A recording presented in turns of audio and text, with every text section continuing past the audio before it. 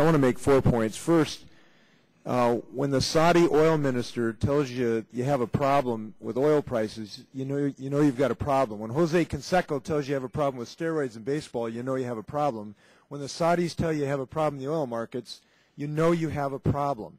So I'm happy we're here today to discuss that. Second, the approach that we have taken, both with this hearing and Mr. Stupak's pump bill, is to actually do something that can have an effect on prices in the relatively short term. Some people have suggested drilling in some of the most pristine areas in the country, even if it succeeded, is 20 or 30 years away, something our grandchildren could possibly enjoy, but we would not. Ending rampant speculation in the oil's future market has the capability of doing something for us who are approaching ARP age and above. And that is why it's appropriate for us to get to something that can actually have an impact today, this year, rather than something several decades hence. Third, those who have argued that somehow we need to have all of this enormous liquidity in the market in order for the markets to function, ignore the charts that Mr. Stupak has put up, showing that the markets are drowning in liquidity. To argue that we need more liquidity is something like arguing the Iowa farmers need more liquidity in Iowa right now. We have a flood of liquidity in the market. We've had an explosion of speculative positions in these markets as opposed to real physical risk associated with this. And it is clear that we have a problem in part because of the Enron loophole. And this is the fourth point I want to make.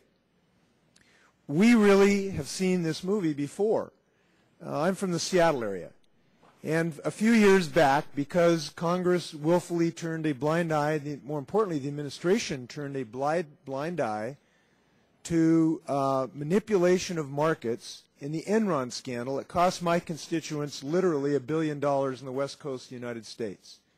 And we remember very well arguing with the administration that the executive branch of the government had some obligation to rein in this speculative manipulation of the market that was taking place in the dark.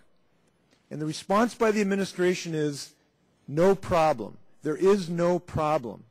And I was reminded of a conversation when I heard Secretary Bodman yesterday say, or day before yesterday, saying, there's just no evidence of speculation in this market. And so a little bell went off in my head, where have I heard that before? Well, I heard it when we went to Vice President Cheney years ago, and I pled with him to take action in the original Enron scandal because it was obvious that there was a problem in these markets. It was obvious somebody was gaming the system and that speculation found a way to, in fact, had a price result. And I showed him a piece of paper showing that actually 32% of all the generating capacity in the United States was turned off one morning when there were brownouts in California. And I asked him for relief. I asked the vice president to do something to rein in this speculative manipulation that was obviously going on. And I'll never forget, because he looked at me and he says, you know what your problem is? You just don't understand economics.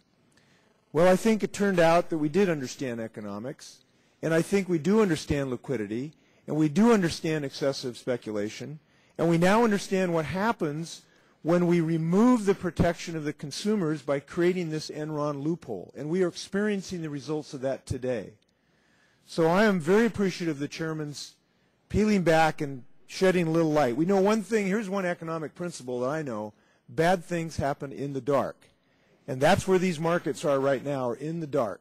And it's time to shed a little light on them, and I'm looking forward to this hearing. Thank you.